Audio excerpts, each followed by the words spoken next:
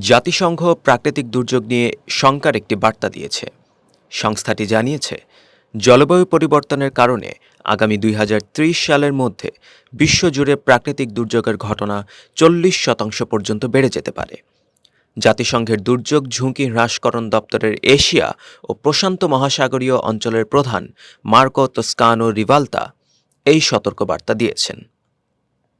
শুক্রবার ফিলিপাইনের রাজধানী ম্যানিলায় আয়োজিত এক সংবাদ সম্মেলনে জাতিসংঘ এশিয়া ও প্রশান্ত মহাসাগরীয় অঞ্চলের দেশগুলোর মন্ত্রী পর্যায়ের একটি সম্মেলনের ঘোষণা দিয়েছে, যা প্রাকৃতিক দুর্যোগের ঝুঁকি হ্রাসকরণ ইস্যুতে অনুষ্ঠিত হবে। এই সংবাদ সম্মেলনে উপস্থিত ছিলেন মার্কো তোস্কানো রিভালতা। জানা গেছে, আগামী অক্টোবরে এই সম্মেলন অনুষ্ঠিত হবে। এতে এশিয়া ও প্রশান্ত মহাসাগরীয় অঞ্চলের ৬২টি দেশের প্রায় ২৫০০ প্রতিনিধি অংশগ্রহণ করবেন বলে আশা করা হচ্ছে।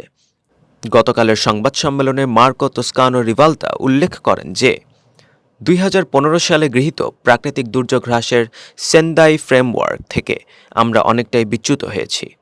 আমাদের বিভিন্ন কর্মকাণ্ডের কারণে প্রাকৃতিক দুর্যোগের ঝুঁকি হ্রাস পাওয়ার পরিবর্তে বরং বেড়েছে।